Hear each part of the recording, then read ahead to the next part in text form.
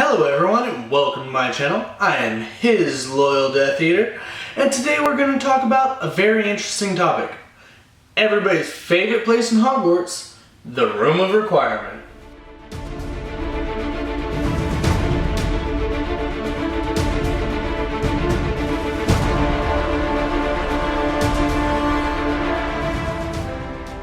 So now, my question to you to start this video off, is the Room of Requirement destroyed? You might be sitting there wondering, what do you mean, is it destroyed? How would it be destroyed? I'm gonna let you sit on that. So, we find out about the Room of Requirement by Dobby telling Harry about it. Saying that it is known as the come and go room, because the room comes and goes. It's also the room where everything is hidden, as we see when Professor Trelawney goes there to hide her sherry bottle. We also find out Dobby actually did use the room. He used it to help his friend Winky, who was drunk and needed a place to lie down.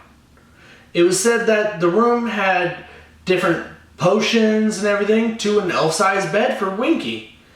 We found out that the Room of Requirement does not discriminate to, witches and wizards or house elves, and it always suits what the seeker needs. So this room has actually been stumbled upon by numerous people, and they never knew what they stumbled upon. Heck, Filch has used it. It was said that Filch actually used it as a storage cupboard. Of course a squib would use it for something so ridiculous. So we actually find out in Harry's absence at Hogwarts that they were actually using it as a safe haven to get away from all the torture and beatings. Neville is actually the one in charge that thought to use the Room of Requirement as the place to hide out. Neville also stated that though this room could do almost anything, it couldn't conjure food because it had to give them a path out to the village in order to be able to go get food. And Ron points out, surprising everybody, his little knowledge on the 5 principal exceptions to Gomp's Law of Elemental Transfiguration, which states you cannot create food out of nothing. We also know that actually Fred and George had used this room. To them it was just a broom cupboard. So we find out that this is the room where everything is hidden. Heck, it's the place that they found Ravenclaw's diadem. And actually, in the books prior, Harry had seen the diadem and never knew anything about it. It said it was just an old tiara.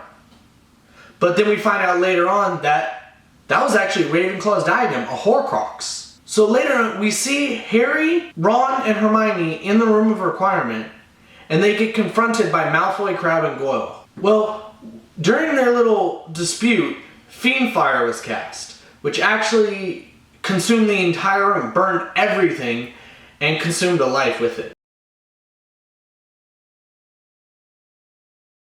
Now, doing research on Fiend Fire is a very dangerous, strong, and deadly spell.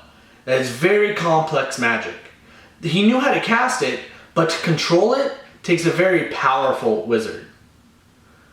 Now, we know that it is strong enough where it can destroy a Horcrux. So people are saying, well, it destroyed the whole room. It caught everything on fire. Of course it destroyed the Room of Requirement.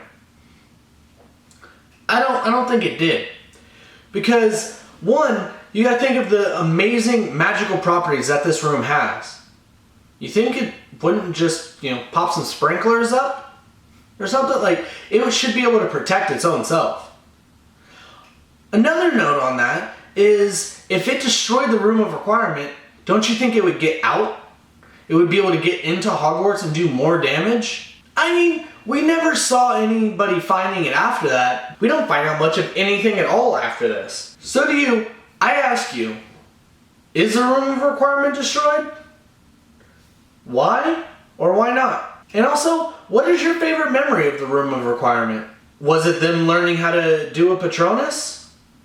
Or was it Harry's first kiss? Do you have one that's completely different? Let me know in the comment section down below. Thank you for tuning in. Please like and subscribe. Let's hope there's not a dark mark over your house tonight. Mors Morda!